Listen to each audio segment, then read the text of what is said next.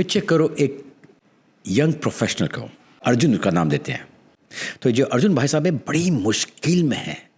मुश्किल में इसलिए है बिकॉज उनको एक इम्पॉर्टेंट डिसीजन लेना है। और डिसीजन ये लेना है कि क्या वो अपने जॉब को स्विच करे, एक नया जॉब ले ले, या कोई एक नया बिजनेस शुरू करे, या यही जॉब में लगे रहे। ये एक बहुत बड़ा डिसीजन है उसके लिए। एक तरफ अर्जुन के पास फैमिली की जिम्मेदारियां हैं और दूसरी तरफ उसके सपने। क्या चूज करे वो? अर्जुन बड़ा कंफ्यूज और स्ट्रेस्ड है, तो उसे कोई सोल्यूशन की तलाश में है। और एक बात और बता दूं, ये सिर्फ अर्जुन की कहानी नहीं है, ये हम सब की कहानी है। मॉडर्न लाइफ में ना हमारे पास चॉइसेस तो बहुत हैं, बट क्लैरिटी नहीं है। इसी कंफ्यूजन के बीच में ना हम अपने आप को खो देते हैं। पर आपको क्या पता है कि इस प्रॉब्लम का सॉल्यूशन यानी कि इसका जवाब 5000 साल पहले ही दे दिया गया है। जी हाँ, मैं बात कर रहा हूँ भगवत गीता की, जो एक एंशिएंट ग्रंथ ही नहीं है बट एक विजडम का एक खजाना है। आपको ये पता है कि भगवत गीता हमें ये बताती है कि मॉडर्न लाइफ के स्ट्रगल को कैसे हैंडल किया जाता है। आपको मेरे चैनल में बहुत सारे ऐसे वीडियो दिखाई देंगे जहाँ पर मैंने मॉडर्न साइंस और साइकोलॉजी को इस्तेमाल करते हुए हमें हमारी जो प्रॉब्लम्स है उसके सॉल्यूशंस बताए हैं।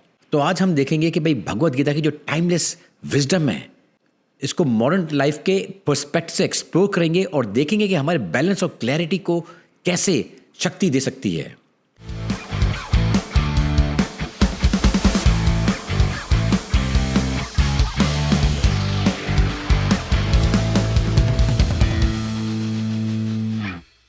दोस्तों, पहले तो ये बात समझ ले कि भगवत गीता सिर्फ एक रिलीजियस ग्रंथ नहीं है, ये एक फिलोसॉफिकल गाइड है जो ये हमारे ज़िंदगी के हर एस्पेक्ट को कवर कर सकती है, चाहे वो डिसीजन टेकिंग में हो, चाहे स्ट्रेस मैनेजमेंट में हो, और या हमारे रिलेशनशिप में हो। भगवत गीता का जो संवाद है वो कहाँ हुआ?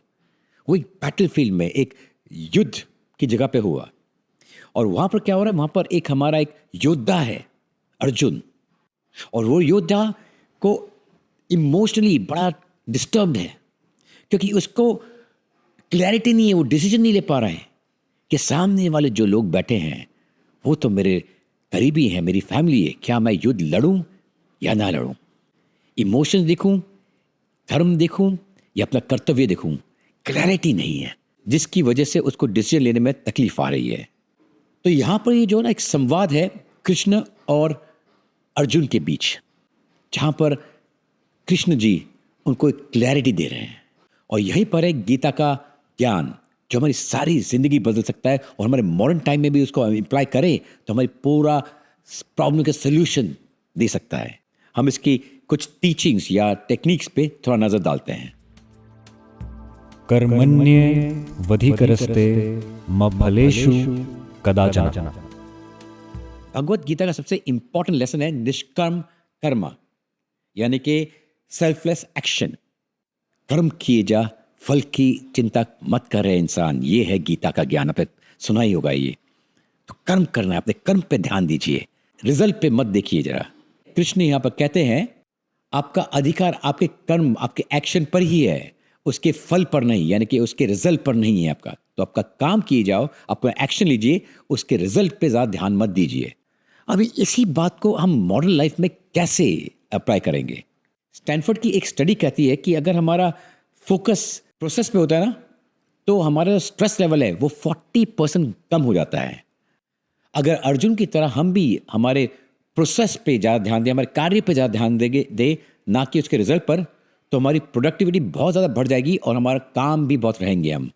जैसे कि एक एग्जाम्पल लेता हूँ, जब हम कोई नया बिजनेस शुरू करते हैं तो हम सोचते हैं कि भाई पहले साल में हमें अच्छा प्रॉफिट मिल जाए। सोचो अगर ये थोड़ा प्रॉफिट डिले हो जाए तो अगर आप वो रिजल्ट पे ध्यान दोगे तो आप थोड़े हिल जाओगे। मगर आपका फोकस यहाँ रहेगा कि मेरा जो प्रोडक्ट बेस्ट बनाऊं और अच्छे से अच्छा प्रोसेस रखूं, तो आप आगे तक चलोगे और आप ज़रूर सक्सेसफुल बनोगे। चाहे वो रिजल्ट थोड़ा डिले हो जाए, बट आपको मिलेगा ज़रूर। गीता का दूसरा इंपॉर्टेंट मैसेज है वैराग्य, यानी कि डिटैचमेंट। कृष्ण कहते हैं योगस्थः कुरु कर्माणि इसका मतलब है काम करो मगर अपने रिजल्ट को इमोशन से मत जोड़ो।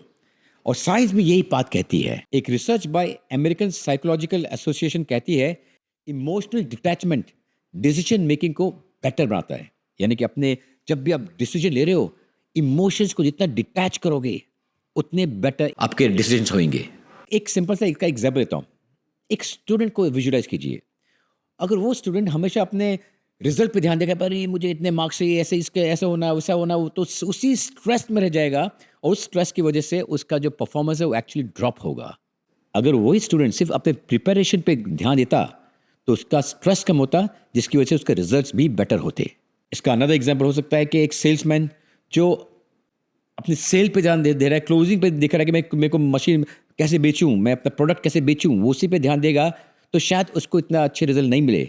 मगर वो अपने प्रेजेंटेशन पे अगर वो ज़्यादा ध्यान दे, राइट, अपने कस्टमर के नीड्स पे ज़्यादा ध्यान दे, तो उसके रिजल्ट्स बहुत ज़्यादा अच्छे हो सकते हैं। नेक्स्ट है ध्यान, यानी कि फोकस। भगवत गीता कहती है कि ध्यान एक बहुत इंपॉर्टेंट की है आपकी क्लैरिटी और सक्सेस के लिए। कृष्ण कहते हैं मानसा स्मरति नित्यम। इसका मतलब है अपने मन और फोकस को एक जगह रखिए, और साइंस इसे फ्लो स्टेट कहती है।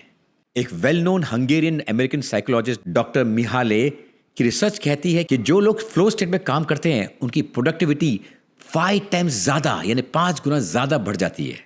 जैसे कि अर्जुन के पास बहुत सारे डिस्ट्रैक्शन थे बैटलफील्ड में, पर वो इन सब डिस्ट्रैक्शन को दूर रखकर एक फोकस स्टेट में रहकर ही अपने डिसीजन ले रहे थे। वैसे ही हम जो रोज़ के जो टेलीविज़न और इंफॉर्मेशन के जो शोर है उन सबको दूर रखकर अपने एक फ्लो स्टेट में आकर अपने डिसीजन लेना चाहिए। सो अगली इंपॉर्टेंट टीचिंग है समत्वम योग उच्यते। और इसका मतलब है बैलेंस, यानी कि सक्सेस और फेलियर, यानी सफलता और असफलता को इक्वल इंपॉर्टेंट दो, दोनों में बैलेंस रखिए। अगर इसको साइंस की तरफ से देखें ना, तो एक अमेरिकन साइकोलॉजिकल एसोसिएशन की स्टडी कहती है कि भाई जो लोग इमोशनल बैलेंस रखते हैं ना, उनका वेलबींग 35% बेटर होता है, वो इम्प्रूव ही होता है।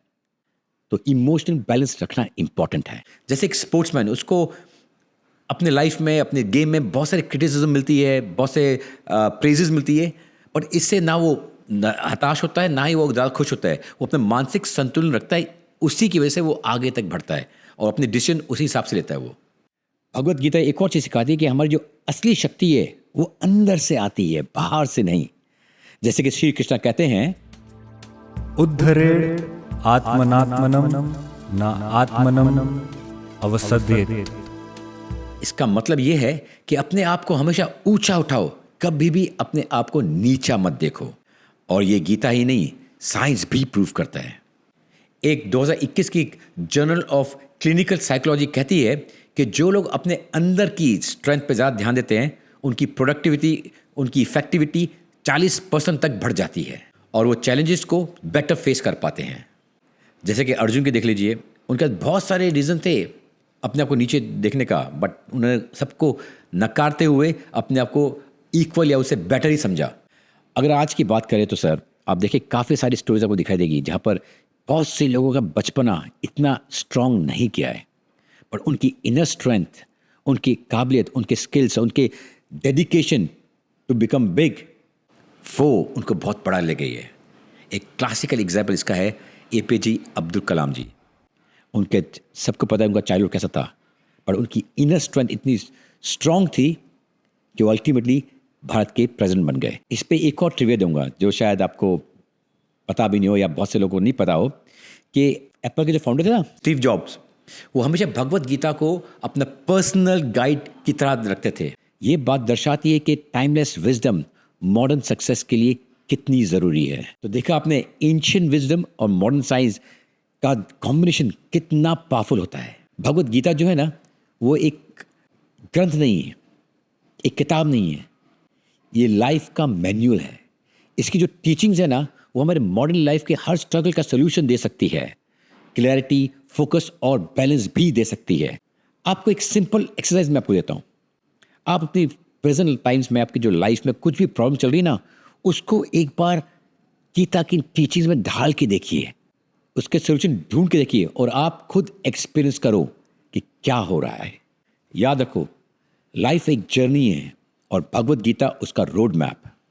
आप इस रोड मैप को सिर्फ फॉलो कीजिए और आपके लाइफ के मोस्ट ऑफ द प्रॉब्लम्स का सोल्यूशन आपको यहीं मिल जाएगा।